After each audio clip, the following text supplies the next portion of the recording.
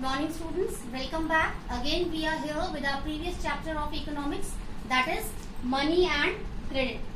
In previous session, students, we came to know about the different ways to get credit in our day-to-day life, means to get money for the fulfillment of our requirements. Then we came to know about the significant role of banks with the help of this chapter. After that, we came to know about the two special sectors for getting credit, formal and informal sectors, where we came to know about the role of banks as well as the role of our relatives, family members, neighbors, merchants, money lenders to provide us a loan. And in previous session, we came to know about the significant role of Reserve Bank of India. And now today we are going to discuss difference between formal and informal sectors of credit. In this first subtopic, students, we will come to know how these two sectors are different from each other. What are the differences between these two sectors, formal sector of credit and informal sector of credit. So in this subtopic, we will differentiate between these two sectors of credit. After that, we have the second subtopic, self-help groups of poor people and its benefit. So students, under this subtopic, we will discuss about the self-help group. In different localities, the people, especially who are belonging to poor families, they have formed different groups also better for arranging credit, for arranging money easily without taking that money from money lenders or without taking from banks.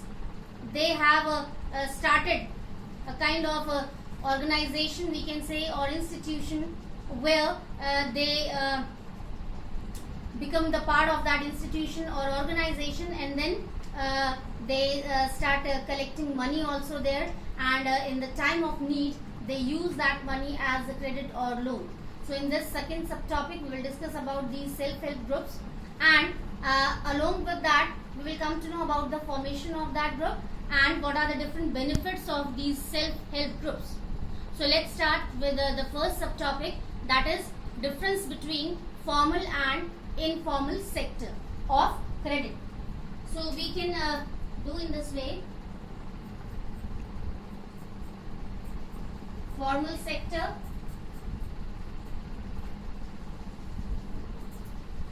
and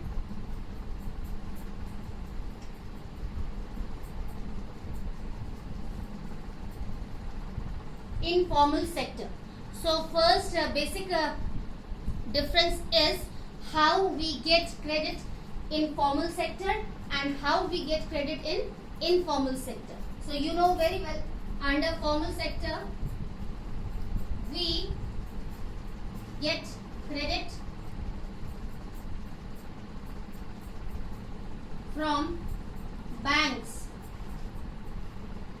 Yes, in formal sector we used to get credit with the help of banks. We take loan from banks.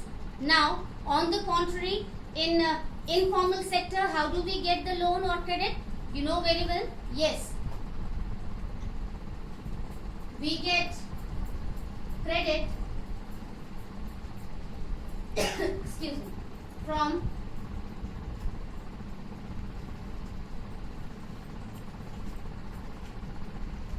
family members,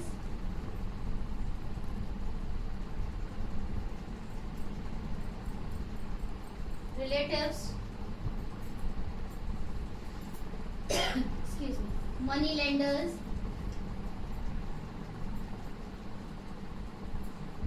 etc. Yes, students, under informal sector we get credit, we get loan from the different people like family members, relatives, our neighbors, money lenders who used to give money to needy people as loan time to time, rich merchants, our relatives. So all these people can be the source of getting credit under informal sector. Now second difference is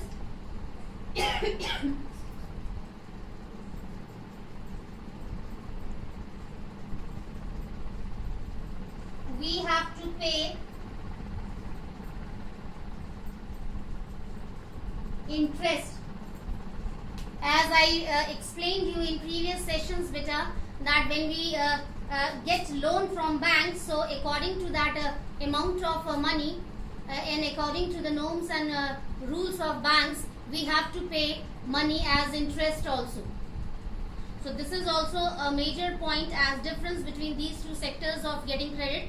So under formal sector, when we get loan from banks, so this is mandatory for the loan taker for paying interest on that amount of money which he or she has taken as loan. Now on the contrary, we can see what happens under informal sector.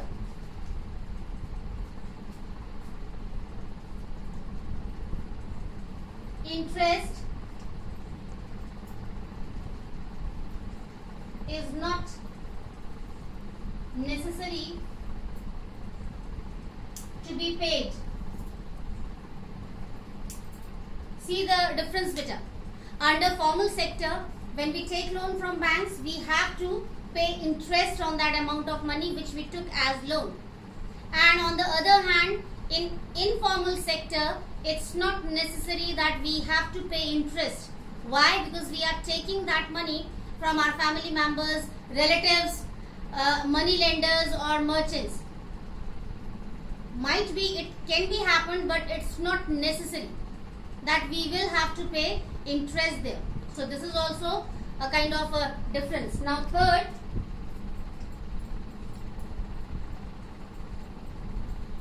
collateral should be there. Yes, students, in our previous session we discussed about collateral system. What is that? Under collateral system, if we want to take loan from banks, we have to keep something means as guarantee there. It can be property papers, any other property, vehicles, your livestock means animals, jewelries. So these kind of things we have to keep as guarantee there. And why this is necessary to keep collateral there? Because in case of becoming unable to repay that loan, a bank can take all these things away from us for the recovery of that amount of money which we took as loan from banks. So this is necessary, means collateral is necessary to be kept by us in banks if we want to take loan.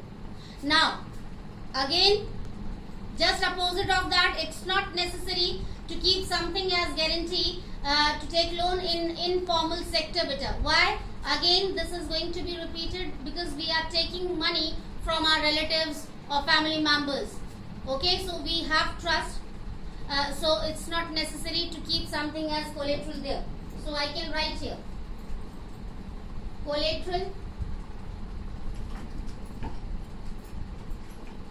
is not necessary. So students, how easily we can understand about the difference between formal and informal sector of credit. Again, I want to tell you, under formal sector, as we know that we get loan or credit from banks, and under informal sector we used to get money or we used to get credit with the help of our family members, with the help of our relatives, with the help of money lenders, merchants, neighbors. Okay, so this is the major difference beta. Now second, under formal sector, this is necessary that when we take a amount of money as loan, we have to repay the means interest there on that amount of money according to the rules and norms of banks. On the contrary, in informal sector, it's not necessary that we have to pay interest there because we have taken from these people to whom we know. And third difference is, under formal sector we have to keep collateral, something as guarantee. But again, in informal sector, this is not necessary that something we have to keep as guarantee there because again trust is there to work with. Now we are moving towards our second subtopic, that is self-help groups. how these kinds of groups can be formed and what are the different benefits of these self-help groups. So we will start from the formation of these self-help groups, beta. As we know that poor people, they face lot of problem to arrange credit to fulfill their requirements. Sometimes it's not approachable for them to assess banks to get loan from there, and to take money with the help of informal sector. Sometimes it's also becoming difficult for them. No one likes to give money in the form of credit to poor people, because they know very well it can be impossible for them to repay that money as a loan. So people do not like to give them money as credit. So what happens? Poor people, they used to form their own groups to arrange credit among themselves easily. These groups are known as self-help groups.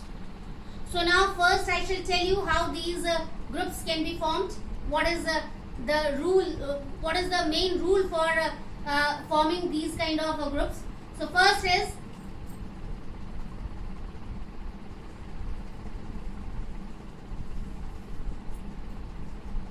"15 to 20 people can be there to form these groups." Yes, beta.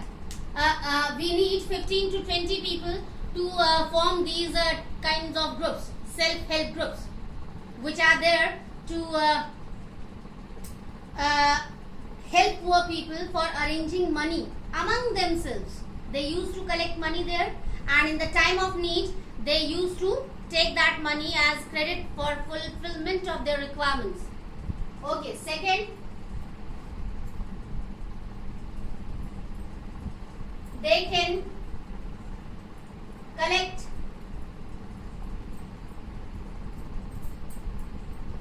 25 to 100 rupees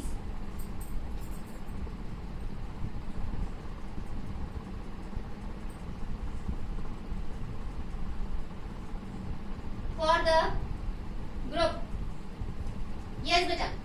You should know this also, beta. They used to collect 25 to 100 rupees monthly in their group for the collection. And when amount is sufficient there, so in the time of need, any needy person can take that money as loan, beta. Now, benefits of these self-help groups. First is, or we can write here only, poor people can get that money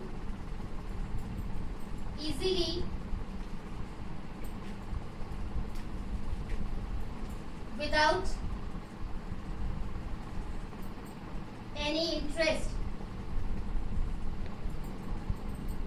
Yes, beta, this is also a kind of benefit of these self-help groups. When poor people, they collect money under these groups, and if sufficient money is there, and if a person needs money to fulfill his requirements or her requirements, so what happens at the time for repaying that money, means for submitting that money again, that person doesn't have to repay interest. As we know that, beta, under formal sector, what happens when we take money from banks and when we repay that money? So what happens? We have to pay interest also, beta, according to the rule of banks. But again, under self-help group, people who take money from there, it's not means it is not the rule that they will have to pay interest also. Without paying interest, they can repay that money. They can submit that money again. Now next is, no collateral No collateral is needed. Just like informal sector beta. Under self-help group also, if people used to collect money and they used to take that money in the time of need. So again, for taking that money, it's not necessary for them to keep something as guarantee, which is known as collateral. Without keeping anything as guarantee, they can take that money which they have collected there in their group. So this is also a kind of benefit of these self-help groups beta. So it's so easy for these poor people to arrange money without taking help of banks as well as your informal sectors. So again I want to tell you, self-help group, it's a very good institution, we can say, formed by poor people, organization formed by poor people, by which they can be able to collect money first and then they can take that money for the to fulfill the requirements which they have without going to banks, without taking help from informal sectors, means family members, relatives, your money lenders, your neighbors. So this is a very good step taken by poor people to arrange money for fulfilling their requirements beta. And how they form these kind of groups? 15 to 20 people can get collected and they can form a kind of group, association or institution. Okay, and then they start collecting money, and that amount can be from 25 rupees to 100 rupees. It can be more than that. Okay, but we know that poor people are going to form these kind of groups, so they can collect money according to their whatever they have, what easily they can collect. So after that we came to know about the benefits of these self-help group. What happens? People collect money there and according to their need they can take that money, and when they take that money, in the situation of repaying that money, they don't have to pay any kind of interest, and for taking that money they don't have to keep anything as guarantee or collateral beta. So these are the different benefits of these self-help groups. So that's all for today's session beta. In next session we will meet again with new chapter, with new subtopics. Till then, take care. Have a nice day.